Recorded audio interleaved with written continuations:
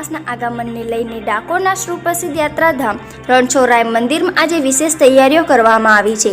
અમાવસ્યાના અવસર બાદ શ્રાવણ માસની શરૂઆત થાય છે, જેના કારણે લાખો ભાવિકો દર્શનાર્થે ડાકોર પહોંચે છે।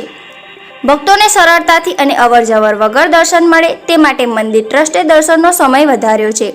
મંગળા આરતી સવારે 6:45 વાગ્યે થશે અને ત્યારબાદ સતત 8 કલાક સુધી શ્રીજીના દર્શન ખુલ્લા રહેશે। વધુમાં સવારે 9 વાગ્યાથી 12 વાગ્યા સુધી પણ ભક્તો દર્શનનો લાભ લઈ શકશે। ભક્તોની સુવિધા માટે મંદિર પરિસરમાં લાઈવ પ્રોજેક્ટ સિસ્ટમ પણ ગોઠવવામાં આવી છે, જેથી ભીડ હોવા છતાં આરતીના સુંદર દર્શન થઈ શકે।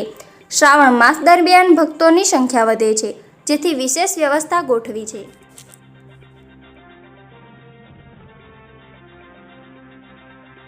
હું ડાકોર ટેમ્પલ કમિટીમાં ઇન્ચાર્જ મેનેજર તરીકે મારું નામ રાકેશ પી દવે છે। શ્રાવણ માસની અંદર વૈષ્ણવની આસ્થાને લાગણીને ધ્યાને રાખીને સેવક ભાઈઓ, સેવક આગેવાન ભાઈઓ તેમજ ડાકોર ટેમ્પલ કમિટીના ઇન્ચાર્જ મેનેજર દ્વારા એક મિટિંગ ગોઠવવામાં આવેલી હતી। એ મિટિંગની અંદર સેવક આગેવાન ભાઈઓ, સેવક ભાઈઓ સાથે ચર્ચા કરીને જેમ બને તેમ વૈષ્ણવોને દર્શન વધુ મળે એ રીતે ગોઠવવામાં આવેલું છે। 6:30થી નીલ મંદિર ખુલી 6:45 વાગે ખુલી મંગળા આરતી થશે। 6:45થી 8:30 સુધી દર્શન સતત ખુલ્લા રાખવામાં આવે છે। 8:30થી 9 સુધી દર્શન બંધ રહેશે। 9થી 12 વાગ્યા સુધી સતત દર્શન ખુલ્લા રહેશે। 12થી 12:30 સુધી દર્શન બંધ રહેશે। 12:30થી અનુકૂળતા મુજબ વૈષ્ણવની સંખ્યા જોઈ ત્યારબાદ શ્રી ઠાકોરજીને પહોંચાડી દેવામાં આવશે। બપોરના 4 વાગે ખુલી સતત 6 વાગ્યા સુધી દર્શન ખુલ્લા રહેશે। 6થી 6:20 સુધી દર્શન બંધ રહેશે।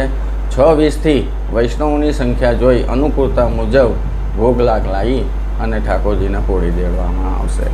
કેવા પ્રસંગો ઉજવાશે આ શ્રાવણ માસની અંદર?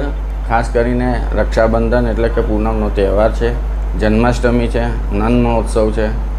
આ ત્રણેય મુખ્ય તહેવારો છે, જેના કારણે પોલીસ પ્રશાસનને, હેલ્થ ઓફિસરોને, તમામ વિભાગોને લેખિત જાણ કરી દેવામાં આવેલી છે અને લાખોની સંખ્યામાં દર્શનાર્થીઓ દર્શન કરવા આવતા હોય, જેથી કરી જન્માષ્ટમી અને નંદ મહોત્સવના દિવસે તેમજ પૂનમના દિવસે પોલીસ પ્રશાસન તરફથી પણ યોગ્ય વ્યવસ્થા ગોઠવવામાં આવે છે। તે મુજબ યોગ્ય વ્યવસ્થા કરશે।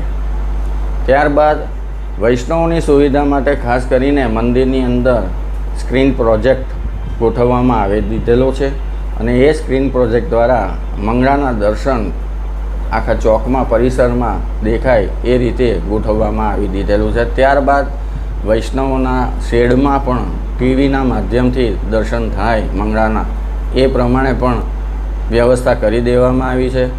તેમજ ડાકોર ગામ, અન્ય ગામોમાં પણ લાઈવ દર્શન થાય તેની પણ વ્યવસ્થા કરેલી છે। ખાસ કરીને ઇન્ટરનેટ પર પણ આ લાઈવ પ્રસારણ ચાલી જ રહ્યું છે અને દેખાઈ રહ્યું છે।